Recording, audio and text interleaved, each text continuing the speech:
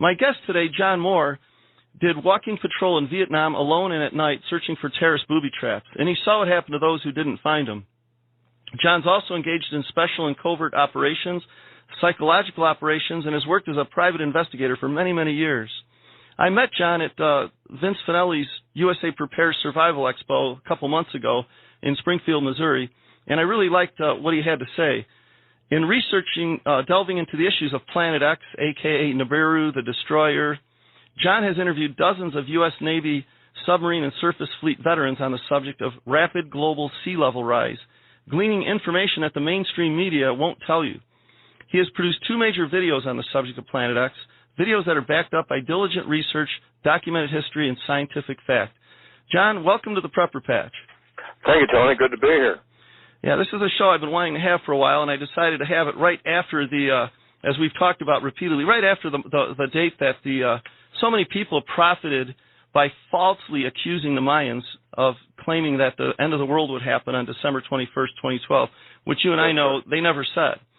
They never did. And the Mayan elders have just about had it with us Anglos saying this, quite frankly. Anyway, I've been anticipating December 21st to come and go. There's been a lot of hysteria, and it's behind us, so it's time to move on to more serious things. That's right. That's right. And before we do, I wanted to just visit on why this date became such an apocalyptic doomsday date. Obviously, the Mayans did not say that, as we know. One of the things I came up with was that businesses, people that wanted to make money, just decided to prey on people's fears and encourage them to part with their money by preying on their fears. What's your feelings on that? Is that one of the reasons you think? Well, that would be part of it. There's agendas and there's hidden agendas, Tony. Yeah. Some of the people involved with the Mayan calendar disinformation, if you look at their websites, it looks like something IBM or Ford Motor Company would do. Very slick, very professional. I have a webmaster and a website, and my friend Professor McCanny does. You can tell that we're obviously not putting big bucks into it. So there's a big clue there. When you see a website that looks like something from a Fortune 500 company connected to this, there's a clue that there may be something deeper and more evil, quite frankly, than what's obvious. We went through this before in 2003 with this elderly woman, I won't mention her name, who claimed to be in telepathic contact with alien beings. And they told her that in May of 2003, the 10th planet would come through our solar system, creating a massive havoc. Of course, that came and went, and that once again, we saw efforts that appear to be backed up by some fairly deep pockets. There's a very strong interest among the powers that be, Tony, to have people get distracted and by these false dates, have the dates come and go, and then throw a lot of discredit to legitimate researchers like myself and you and Professor McCanny, my friend Steve Quayle and Stan Deo and others, so that people won't pay attention to the serious researchers. It's a little bit like the boy who cried wolf, right? Keeps crying wolf, and then people will then when the real threat really appears, which is Planet X, which does exist, which your research and McKinney's and others have verified is coming. When the call goes out to pay attention to that, everybody, that's another one of those 2012 things. Ha ha ha, yeah. You know. I know. And another 2012 thing, another Y2K thing. Yeah. Make fun of it and just disregard it. The boy who cried wolf. Yep. I have to admit, Tony, that they've been very largely successful. Yes, they have. They have. So now we're past it. It's time to move on to more serious things. The 10th planet is a clear and present danger, and it has already created a massive change in our world, that being the fact, and it is scientifically provable fact, that on June 12th, 2010, 2.5 years ago, the Gulf Stream stopped. I was just on the parking lot. I'm at a restaurant here locally talking with a friend, and he says, John, it's 65 degrees, there's bugs and flies out, it's 2 days before Christmas. What's wrong with this picture? You know? Yeah.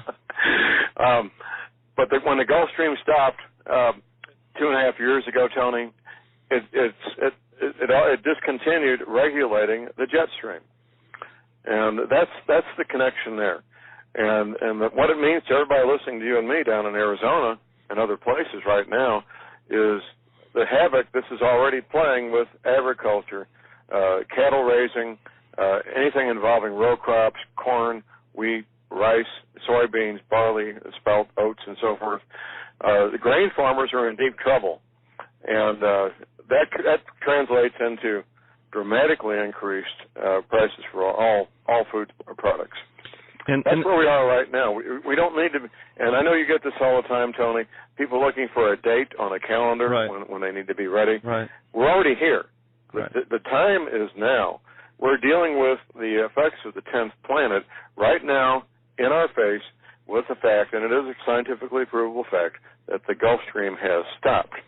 And you look at grain futures, you look at cattle futures. Cattle futures for March, just 3 months away, are at all-time highs.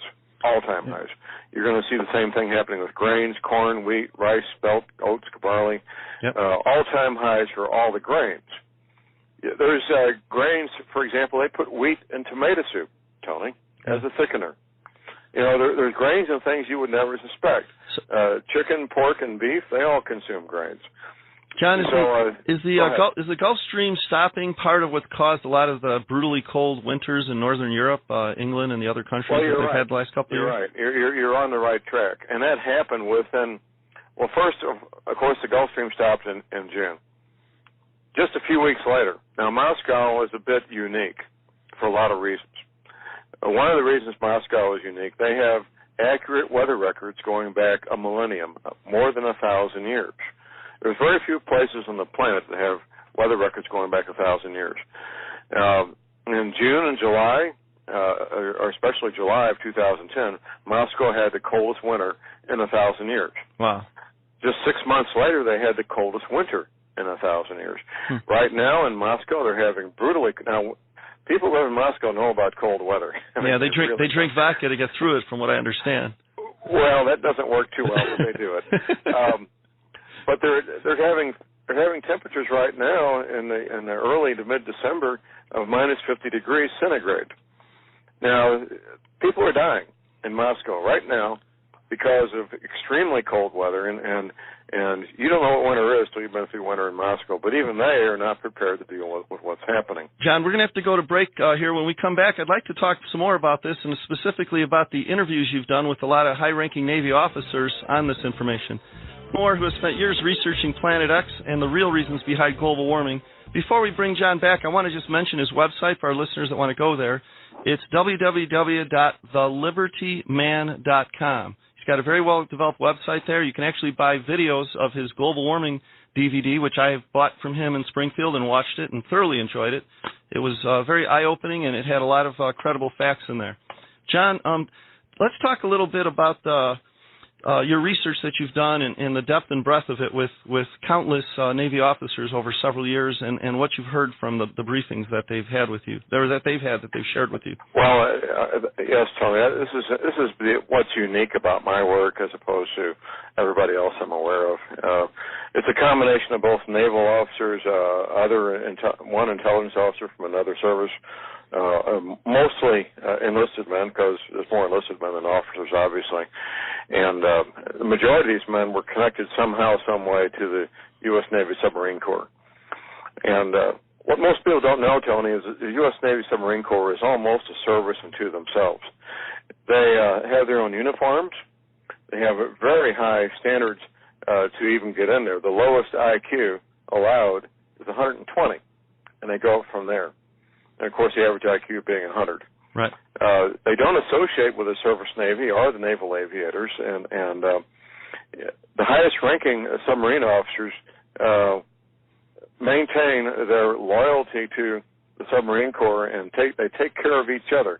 If you can imagine being in a 10 box for 6 months without seeing sunshine with 100 or so men, absolutely reliant on each other for your very life, you form very tight and very strong ties that cannot be broken over the years. So I first stumbled upon this. A very dear friend of mine, he retired from the U.S. Navy. He was a Navy SEAL and spent many months on submarines, as Navy SEALs seem to do. And we were having lunch in the summer of 2005, and he happened to tell me about a classified briefing about rising ocean levels. I'd already been studying the 10th planet for a number of years before that, so I knew immediately what the source of the rising ocean levels would be, and that's interaction with the 10th planet. It was only a couple of months later, Tony, I had a speaking engagement to talk about terrorism with a local university college, and there was another speaker there, a retired intelligence officer from another service, not the Navy. So we spoke to the college students. We went to a local pizza place in Rolla, Missouri, and we were sitting there. He and I, his wife, and my friend, a college professor. At some point during our pizza, I found out he did a 3-year tour of duty with the Navy, Submarine Corps. And I never met this man before, Tony, and I knew I may never see him again. So I had to ask the question, tell me what you know about rising ocean levels. So before he can speak up, Tony, his wife speaks up, sitting next to me.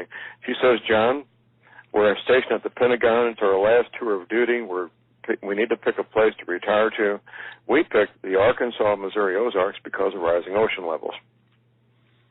Well, I immediately made an appointment to meet him the following week and start making the second revisions. My friend and I had started a month before making the first revisions to recreate the map shown to these men in the classified briefings, a map showing North America with new coastlines, the old coastlines being flooded and underwater. It was only a few weeks after that in one of my pistol classes, I teach concealed carry training for people to carry pistols. And one of my students turned out to be a retired Navy submarine officer.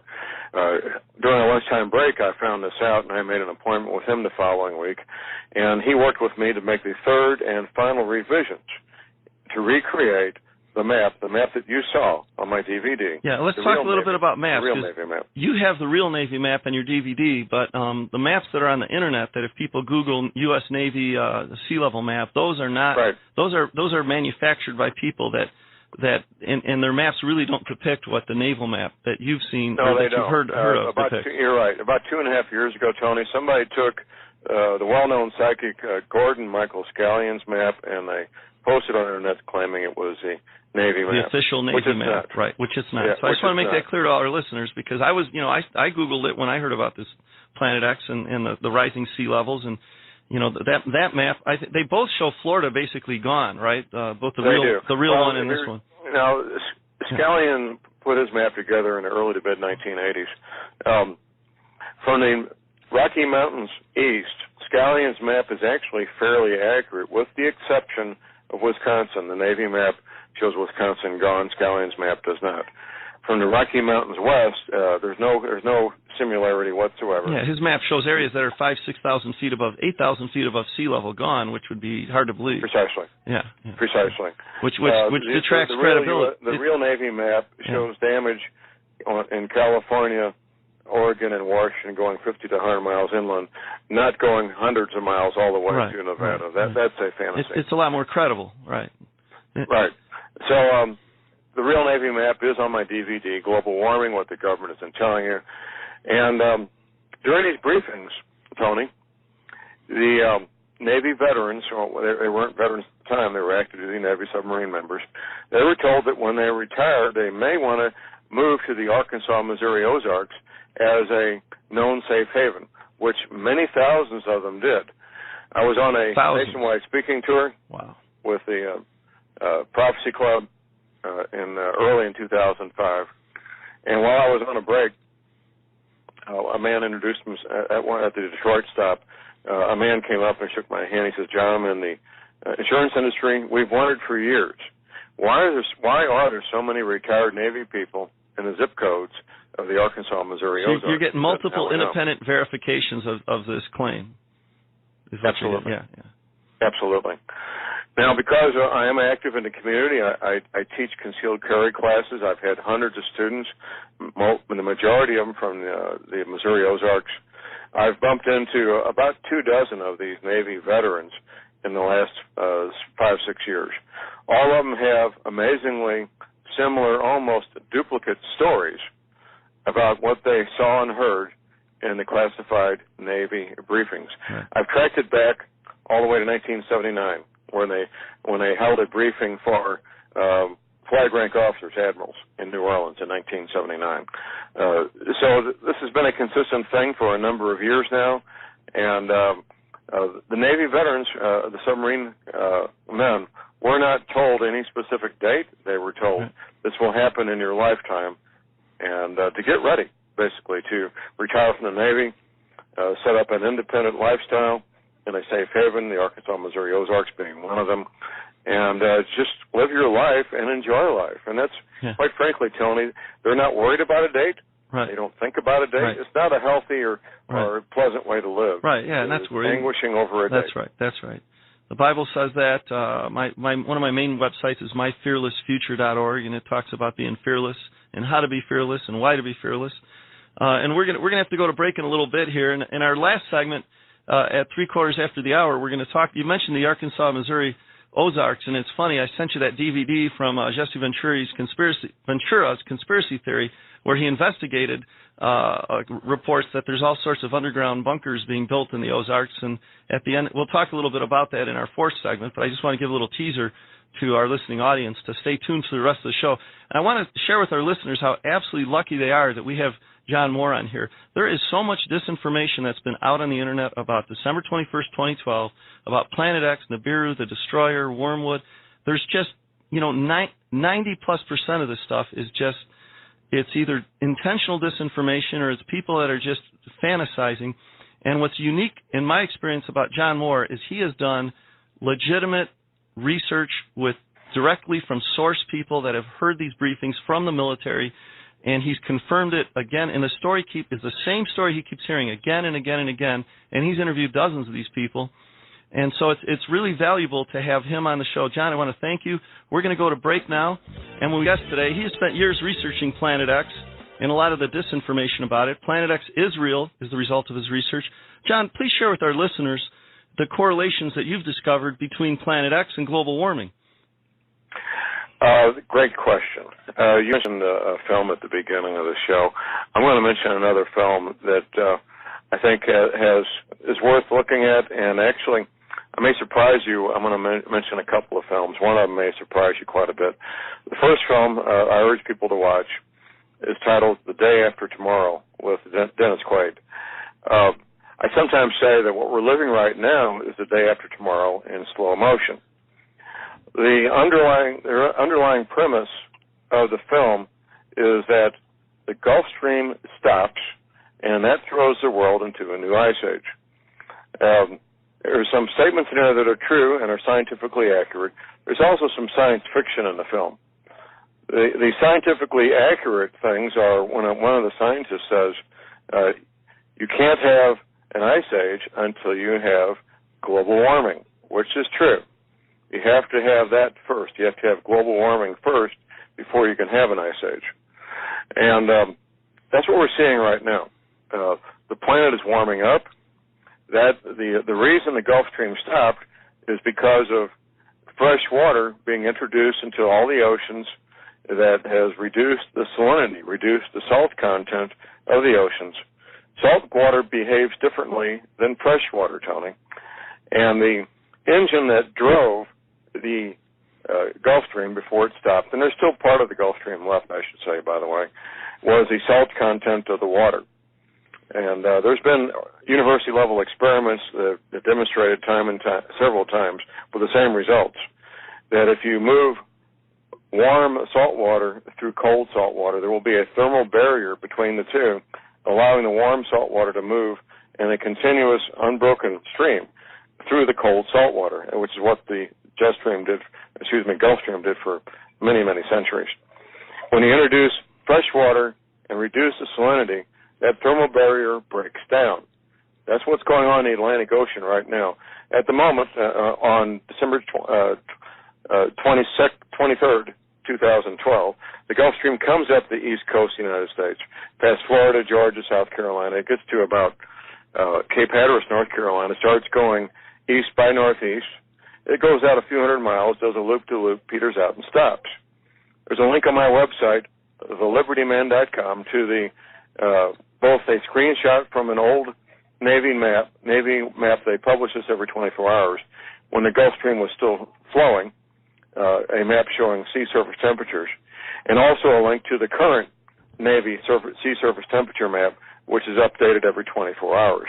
Anybody can look for themselves and see the proof for themselves from a mainstream source, that mainstream source being the U.S. Navy. So the Gulf Stream has stopped, and this film, The Day After Tomorrow, is premised on the Gulf Stream having stopped. Now, the science fiction in there is that human activity creating CO2 greenhouse gases is the reason for that. Nothing could be further from the truth. That is a fantasy. Now go ahead, Tony. Well, I was going to say, for some of our listeners that are skeptical, and I know you're skeptical, and I'm skeptical, and that's, it's our skepticism and it drives and fuels our research. I just wanted to ask you to share with our listeners what you've told me privately. One of the ways that you and the researchers that have really looked into this have been able to correlate that it's Planet X and not carbon dioxide increases that's driving the global warming is because the glaciers in Antarctica and the Greenland, they're actually starting to melt from underneath, not on top. They're melting from the bottom. Right. The ice sheet at Greenland, the ice at the Antarctic is melting from the bottom. Now, the ice melt at the North Pole, it's floating seawater, so it doesn't change the ocean level or the salinity, either one. But the largest reservoir of fresh water on the planet is the Antarctic. Right, massive. And the next largest is Greenland. Massive. Freshwater reservoirs. Yeah.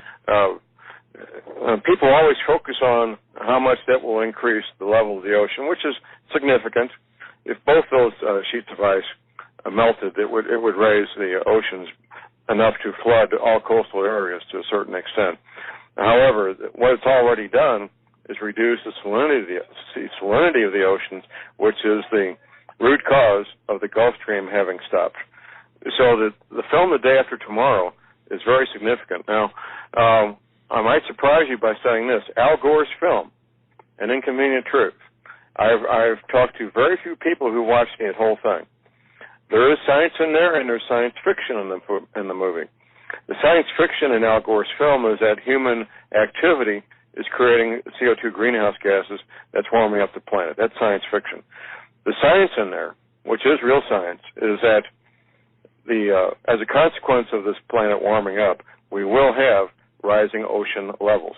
Another part of the science fiction is the time frame. He says the middle of the century. It's not going to be that long. I can't say when, but it will be a lot closer to us than 2050.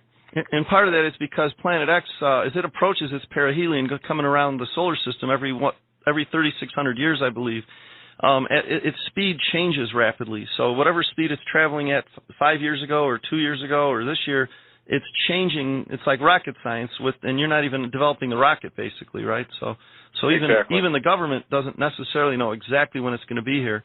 They just know it. They've seen it. They have a better knowledge than anybody. They're not about to release that information.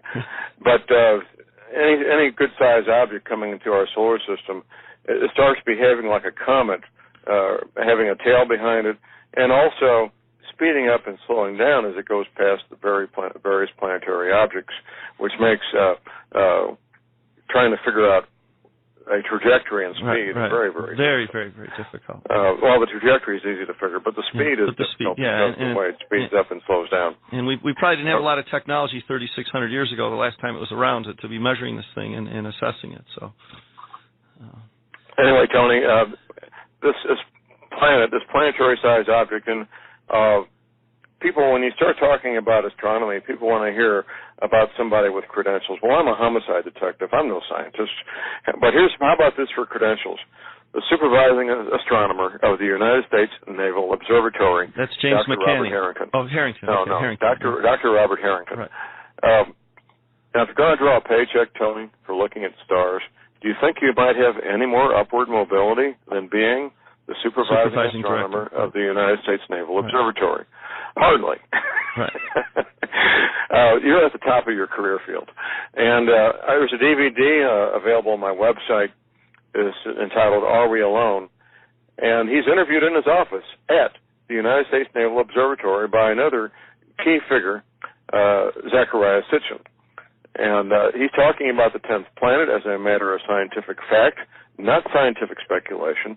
He gives it size, 3 to 5 times the size of Earth. He says it has a far larger iron-nickel core. He shows its orbit, all right there in his office at the United States Naval Observatory. And what's the name of your DVD again that has this on that? That's I didn't produce it, but it is available at my website, right. entitled "Are We Alone in the Universe?" Are We Alone? Okay. And this is the supervising director of the Naval Observatory, right? The United States Naval Observatory supervising astronomer. Okay. Exactly. Right. So.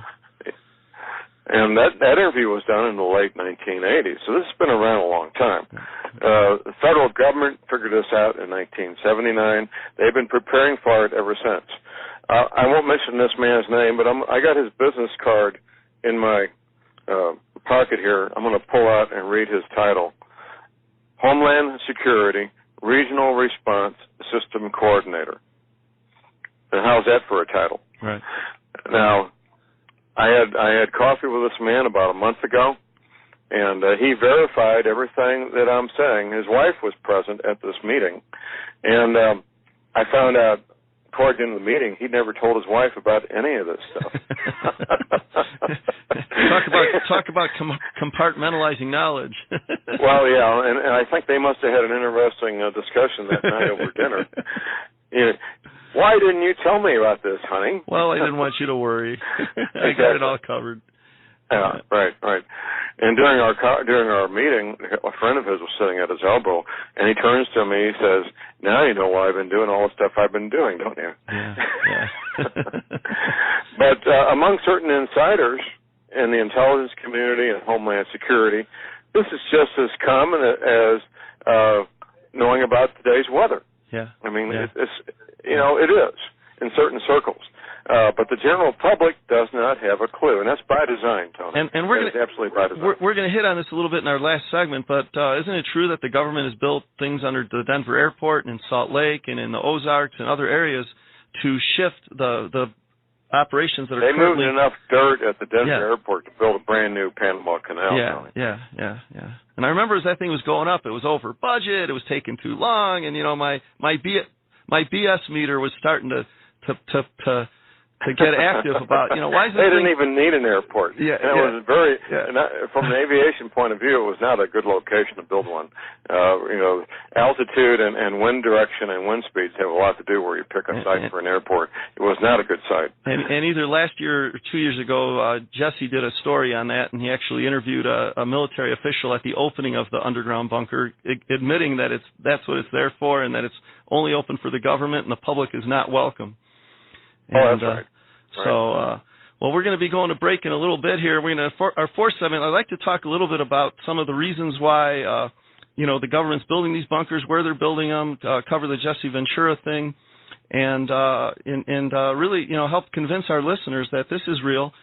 I waited to do this show till after December 21st, 2012, because I didn't want this subject to get mixed or blurred with the whole 2012 thing. So that's why we're doing it now. We hit it as quickly as we could, just 2 days after December 21st. And as much as that deadline, which was a false deadline, which was made up, wasn't true, it was the boy crying wolf, and the wolf is coming. I want to spend the last segment talking about some more validity of what's going on as far as the government building bunkers. And I want to lead with, I sent you the DVD a couple of weeks ago that Jesse Ventura had about, he started the show with, okay, people, they're talking about the government's building all these underground bunkers in the Ozarks. We need to see if this is fact or fiction. And at the end of the video, they show his TV crew driving through what are dozens and dozens of miles of underground bunkers with government, I don't know if they're government, they're semi-tractor trailers passing them. And these caverns were so voluminous that they had to speed up the video to make them effectively look like they're driving a couple 100 miles an hour, just like ESPN when a guy's running a touchdown back and they don't want to spend 9 seconds running the clip. They speed the guy up to make it only 3 seconds long. They showed minutes and minutes of this car driving at 40, 50 miles an hour through dozens of miles of underground bunkers. I know you got a chance to look at that. And, of course, we all know about the Denver airport. There's Salt Lake. These are preparations they're making for a reason. And, it ties into why they're stockpiling guns and bullets and all the other MREs. There's, people, our listeners, if you're not into this, you can search this all out on the Internet. It's all out there. It's just a matter of doing the research. And so tell us a little bit what you've discovered that we haven't already covered on that. Well, first of all, Missouri is my home state, and much of the state has a lot of limestone. Limestone's a relatively soft rock that's relatively easy and inexpensive to make these man-made caverns that are used for the storage and other purposes. They're very secure and relatively easy to climate control, since you have a constant temperature of 55 degrees without doing anything. Right. There's some of them in the Ozarks. There's also a much larger complex up near Kansas City. So I saw the Ventura show, and thank you for sending that to me, Tony. Now everybody knows what I've been saying for years, is that the Arkansas-Missouri Ozarks is one of the known safe havens for the following reasons. First of all, altitude above sea level. The second, distance from major bodies of water. Third, a fairly long growing season, a very relatively short, mild winter. Plenty of water for growing crops. A relatively homogeneous population. No major cities in the Arkansas-Missouri Ozarks. Springfield, Missouri is the largest city, it being 250,000 people. For all those reasons, the Arkansas-Missouri Ozarks has been designated one of the known safe havens by the U.S. Navy. And now that Ventura put out his show, millions of people know the same thing. Yeah, and it's on YouTube for those of you that missed it on True TV. And as you said, many of dozens and dozens of these military people you've talked to have corroborated that the military's told them, hey, buddy, when you retire, a nice place to plan and hanging out to get through what's coming is the Arkansas-Missouri Ozarks, right? That's right, absolutely. Yeah. Now, it's a vast area. It's a vast area comprising tens of thousands of square miles. Just one county. Yeah. Just one county in Missouri, in the Arkansas and Missouri Ozarks. Texas County is larger than the entire state of Rhode Island. Yeah. Out of curiosity, do you know of any large contingents of retired naval officers who are hanging out in Miami or low-lying coastal areas in Florida or anywhere else for that matter? You won't. You'll find some, but not many. You'll find some. Well, only those that didn't pay attention to the briefings that they had an opportunity to be exposed to. People have their priorities and things they're going to do. They're independent, of course. But the real concentration of retired Navy personnel is in the Arkansas-Missouri Ozarks. So I'd like to summarize for our listeners. This is one of the most important shows we've had. And to summarize, Planet X is real based on the wide body of research you've done, and it's corroborated with Robert Harrington, James McCanney, who we haven't talked about. We should probably bring him into this a little bit. And it's the 10th planet. What did you say? It was 5 times larger than Earth? Well, Dr. Harrington said 3 to 5 times. 3 to 5 times. Of Earth. And it's periodically visits us every 3,600 years, from what I understand. It's on an elliptical, not a circular orbit. And it is the cause, based on the research you've done, for global warming, potential for rising sea levels, stopping the Gulf Stream. And we don't know when it's going to hit, but it's supposedly going to bring a haymaker when it does. Is that correct? Well, that's the precedence, Tony, is that when it comes through our solar system, it creates havoc on our planet. There is precedence for a shift of true north, not magnetic north, which is already changing dramatically, but a shift of true north.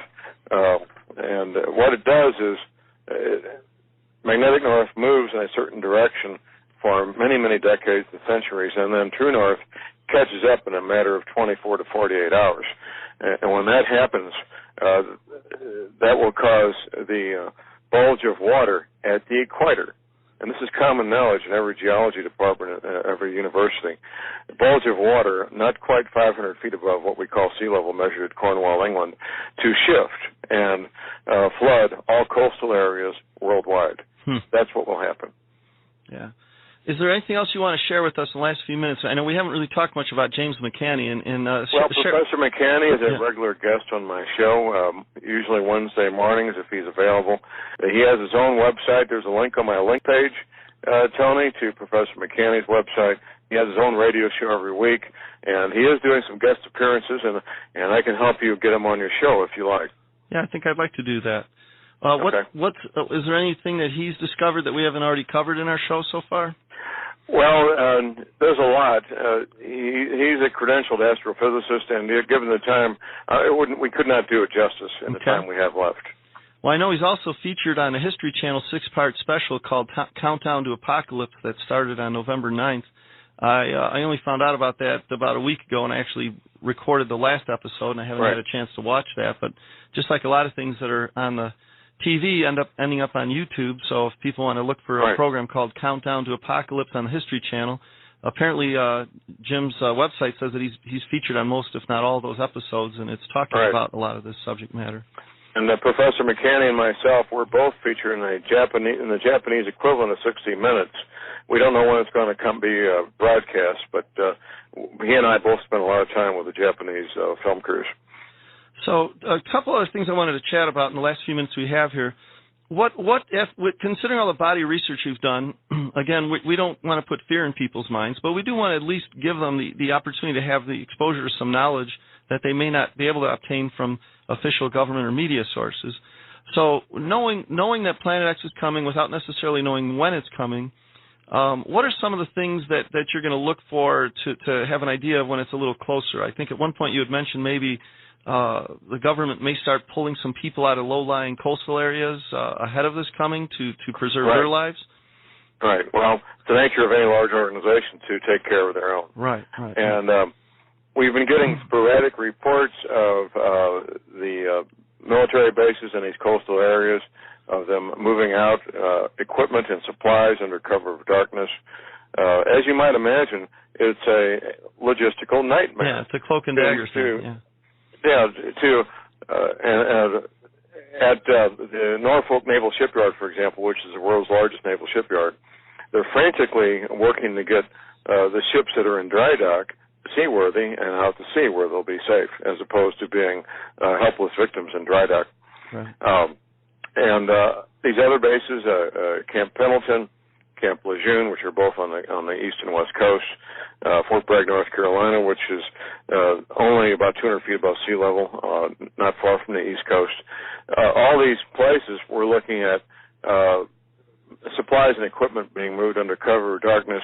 They can move the men relatively quickly at the last minute because men can get up and walk, but supplies and equipment cannot. Yeah, especially dry dock ships, Exactly. So these large, heavy, expensive pieces of equipment and all the supplies they've got, they're being moved inland to safe areas, to Fort Campbell, Kentucky, and other places that they regard as being safe. And just to be the skeptic with the last 2 or 3 minutes we have here, people might wonder, well, why wouldn't the government tell us about this? Well, one of the reasons is they want to avoid panic, and they want to keep the economy going as best as they can keep it limping along. And if people that live in low-lying areas knew that Planet X was imminent, they would intelligently close up their businesses. Their normal activity. Yeah. The federal government relies on UPS and FedEx for spare parts and logistics, just like you and I do. That's right. And they want everything working normally until the very last minute. Right up till the end. That's right. Exactly. And of course they would do that. Yeah. And they'll continue to do that up until the last minute. All right. So I want to finish up. I want to mention your website again. We have John Moore as our guest. He's done exhaustive research on Planet X, global warming, and rising sea levels, and also the Gulf Stream stoppage. His website is called www.thelibertyman.com. From that website, you can order a number of DVDs, including his personally created one called Global Warming, What the Government Isn't Telling You. I've seen it, and I strongly recommend it for our listeners. There's another DVD on there by Robert Harrington. I believe it's called The Day After Tomorrow. No, that's the movie. It's Are We Alone? That's the movie. Are We Alone? Right. Are We Alone? All right. This is great stuff. I also want to take a quick mention of our next week's show. We're going to take a little breather from this 2-week apocalypse talk that we've had, and we're going to have Chef Tess, who's the corporate chef of Honeyville Farms, to share some holiday recipes made from prepping food sources. She's a delightful woman. I've met her at a lot of these trade shows, and we're going to have Chef Tess on next week. Well, John, we're just about out of time. I want to thank you again for being on the show. Again, you're welcome, Tony. For people that have just joined us, Planet X is real. Now that we're past December 21st, 2012, we can really start to pay more attention to this. And John Moore's website, thelibertyman.com, is a great place to go. Well, John, thanks so much for being on the show.